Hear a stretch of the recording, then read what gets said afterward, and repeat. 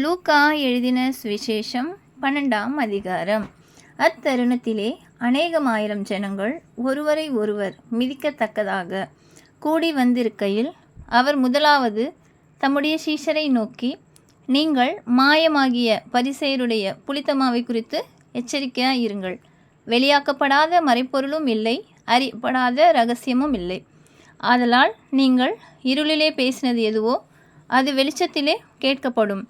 நீங்கள் அறைகளில் காதிலே சொன்னது எதுவோ அது வீடுகளின் மேல் கூறப்படும். என் சிநேகிதராகிய உங்களுக்கு நான் சொல்கிறேன், சரீரத்தை கொலை செய்து அதன் பின்பு அதிகமாக ஒன்றும் செய்ய திராணி இல்லாதவர்களுக்கு பயப்படாதிருங்கள். நீங்கள் இன்னாருக்கு பயப்பட வேண்டுமென்று உங்களுக்கு காண்பிக்கிறேன். கொலை செய்த பின்பு நரகத்திலே தள்ள வல்லமை உள்ளவருக்கு பயப்படுங்கள். ஆம், அவருக்கே பயப்படுங்கள் என்று உங்களுக்கு சொல்கிறேன். 2 காசுக்கு 5 அடைக்கலான் குருவிகளை விற்கிறார்கள் அல்லவா? அவைகளில் ஒன்றாகிலும் தேவனால் மறக்கப்படுகிறது இல்லை.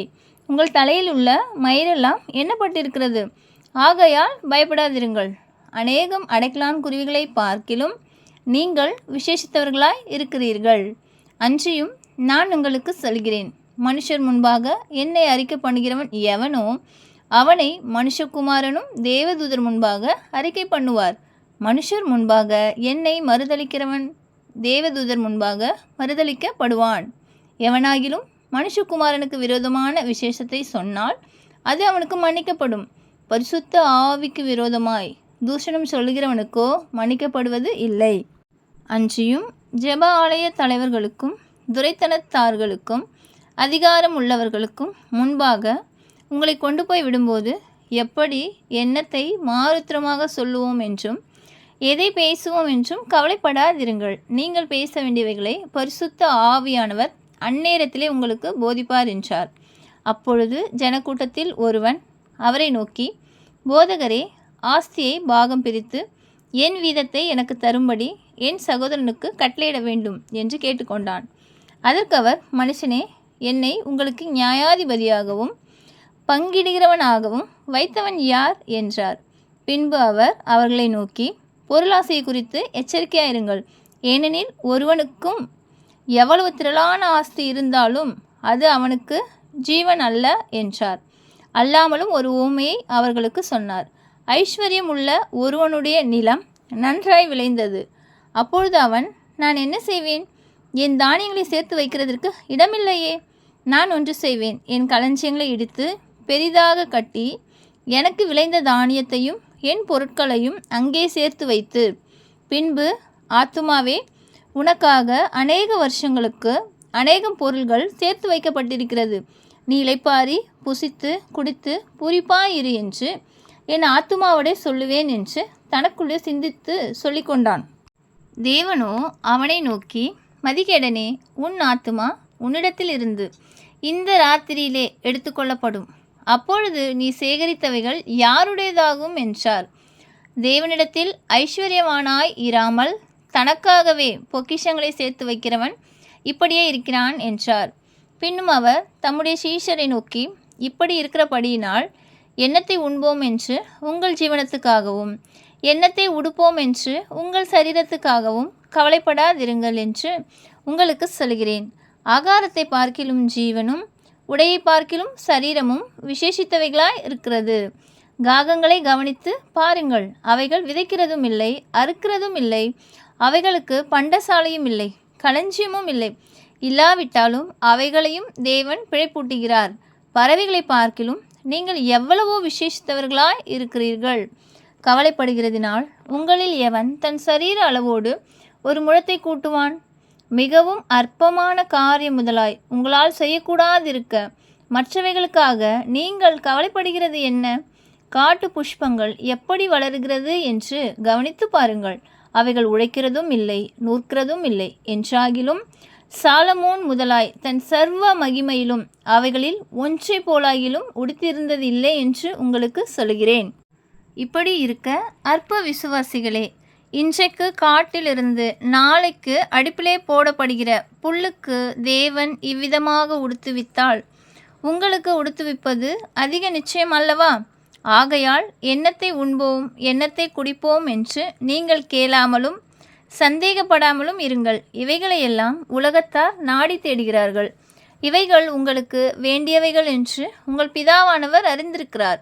தேவனுடைய ராஜ்யத்தையே தேடுங்கள், அப்பொழுது இவைகளெல்லாம் உங்களுக்கு கூட கொடுக்கப்படும். பயப்படாதே சிறு மந்தையே, உங்களுக்கு ராஜ்யத்தை கொடுக்க உங்கள் பிதா பிரியமாக இருக்கிறார். உங்களுக்கு உள்ளவைகளை விற்று பிச்சை கொடுங்கள். பழமையாய் போகாத பணப்பைகளையும் குறையாத பொக்கிஷத்தையும் பரலோகத்திலே உங்களுக்கு சம்பாதித்து வையுங்கள். அங்கே திருடன் அணுகுகிறதும் இல்லை, பூச்சி கெடுக்கிறதும் இல்லை. உங்கள் பொக்கிஷம் எங்கே இருக்கிறதோ அங்கே உங்கள் இருதயமும் இருக்கும். உங்கள் அறைகள் கட்டப்பட்டதாகவும் உங்கள் விளக்குகள் எரிகிறதாகவும் தங்கள் எஜமான் கல்யாணத்திலிருந்து வந்து தட்டும்போது உடனே அவருக்கு திறக்கும்படி எப்பொழுது வருவார் என்று காத்திருக்கிற மனுஷருக்கு ஒப்பாகவும் இருங்கள். எஜமான் வரும்போது விழித்திருக்கிறவர்களாக காணப்படுகிற ஊழியக்காரரே பாக்கியவான்கள். அவர் அறை கட்டிக்கொண்டு அவர்களை பந்திருக்க செய்து சமீபமாய் வந்து அவர்களுக்கு ஊழியம் செய்வார் என்று மெய்யாகவே உங்களுக்கு சொல்லுகிறேன். அவர் 2ஆம் ஜாமத்திலாவது 3ஆம் ஜாமத்திலாவது வந்து அவர்கள் அப்படியே இருக்க கண்டால் ஊழியக்காரர் பாக்கியவான்கள். திருடன் இன்ன நேரத்தில் வருவான் என்று வீட்டு எஜமானுக்கு தெரிந்திருந்தால் அவன் விழித்திருந்து தன் வீட்டை கன்னமிட ஒட்டான் என்று அறிந்திருக்கிறீர்கள். அந்தபடியே நீங்கள் நினையாத நேரத்தில் மனுஷகுமாரன் வருவார். ஆகையால் நீங்களும் ஆயத்தமாயிருங்கள் என்றார். அப்பொழுது பேதுரு அவரை நோக்கி, ஆண்டவரே, இந்த ஓமையை எங்களுக்கு மாத்திரம் சொல்லுகிறீரோ, எல்லாருக்கும் சொல்லுகிறீரோ என்று கேட்டான். அதற்கு கர்த்தர், பணிவிடைக்காரருக்கு தகுதியான காலத்திலே படி கொடுக்கும்படி எஜமான் அவர்கள் மேல் அதிகாரியாக வைக்கத்தக்க உண்மையும் விவேகமும் உள்ள விசாரணைக்காரன் யாவன்? எஜமான் வரும்போது அப்படியே செய்கிறவனாய் காணப்படுகிற ஊழியக்காரன் பாக்கியவான். தனக்குள்ளது எல்லாவற்றின் மேலும் அவனை விசாரணைக்காரனாக வைப்பான் என்று மெய்யாகவே உங்களுக்கு சொல்கிறேன். அந்த ஊழியக்காரனோ என் எஜமான் வர நாள் செல்லும் என்று தனக்குள்ளே சொல்லிக்கொண்டு வேலைக்காரரையும் வேலைக்காரிகளையும் அடிக்கவும் புசித்து குடித்து வெறிக்கவும் தலைப்பட்டாள். அவன் நினையாத நாளிலும் அறியாத நேரத்திலும் அந்த ஊழியக்காரனுடைய எஜமான் வந்து அவனை கடினமாய் தண்டித்து உண்மை இல்லாதவர்களோடே அவனுக்கு பங்கை நியமிப்பான். தன் எஜமானுடைய சித்தத்தை அறிந்தும் ஆயத்தமாயிராமலும் அவனுடைய சித்தத்தின்படி செய்யாமலும் இருந்த ஊழியக்காரன் அநேக அடிகள் அடிக்கப்படுவான். அறியாதவனாயிருந்து அடிகளுக்கு ஏதுவானவைகளை செய்தவனோ சில அடிகள் அடிக்கப்படுவான். எவனிடத்தில் அதிகம் கொடுக்கப்படுகிறதோ அவனிடத்தில் அதிகம் கேட்கப்படும். மனுஷர் எவனிடத்தில் அதிகமாய் ஒப்புவிக்கிறார்களோ அவனிடத்தில் அதிகமாய் கேட்பார்கள். பூமியின் மேல் அக்கினியை போட வந்தேன், அது இப்பொழுதே பற்றி எரிய வேண்டுமென்று விரும்புகிறேன். ஆகிலும் நான் முழுக வேண்டிய ஒரு ஸ்நானம் உண்டு, அது முடியும் அளவும் எவ்வளவோ நெருக்கப்படுகிறேன். நான் பூமியிலே சமாதானத்தை உண்டாக்க வந்தேன் என்று நினைக்கிறீர்களோ? சமாதானத்தை அல்ல, பிரிவினையே உண்டாக்க வந்தேன் என்று உங்களுக்கு சொல்கிறேன். எப்படியெனில் இது முதல் ஒரே வீட்டிலே 5 பேர் பிரிந்திருப்பார்கள். 2 பேருக்கு விரோதமாய் 3 பேரும், 3 பேருக்கு விரோதமாய் 2 பேரும் பிரிந்திருப்பார்கள். தகப்பன் மகனுக்கும் மகன் தகப்பனுக்கும் தாய் மகளுக்கும் மகள் தாய்க்கும் மாமி மருமகளுக்கும் மருமகள் மாமிக்கும் விரோதமாய் பிரிந்திருப்பார்கள் என்றார்.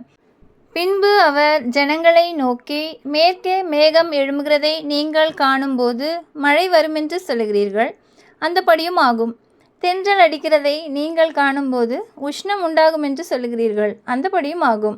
மாயக்காரரே, பூமியின் தோற்றத்தையும் வானத்தின் தோற்றத்தையும் நிதானிக்க உங்களுக்கு தெரியுமே. இந்த காலத்தையோ நிதானியாமற் போகிறது என்ன? நியாயம் என்னதென்று நீங்களே தீர்மானியாமல் இருக்கிறது என்ன? உனக்கு எதிரியானவன் உன்னை அதிகாரியிடத்திற்கு கொண்டு போகிற போது வழியிலே தானே அவனிடத்திலிருந்து விடுதலையாகும்படி பிரயாசப்படு. இல்லாவிட்டால் அவன் உன்னை நியாயாதிபதிக்கு முன்பாக கொண்டு போவான். நியாயாதிபதி உன்னை சேவகனிடத்தில் ஒப்புக்கொடுப்பான். சேவகன் உன்னை சிறைச்சாலையில் போடுவான். நீ கடைசி காசை கொடுத்து தீர்க்கும் மட்டும் அவ்விடத்திலிருந்து புறப்பட மாட்டாய் என்று உங்களுக்கு சொல்கிறேன் என்றார். ஆமென்.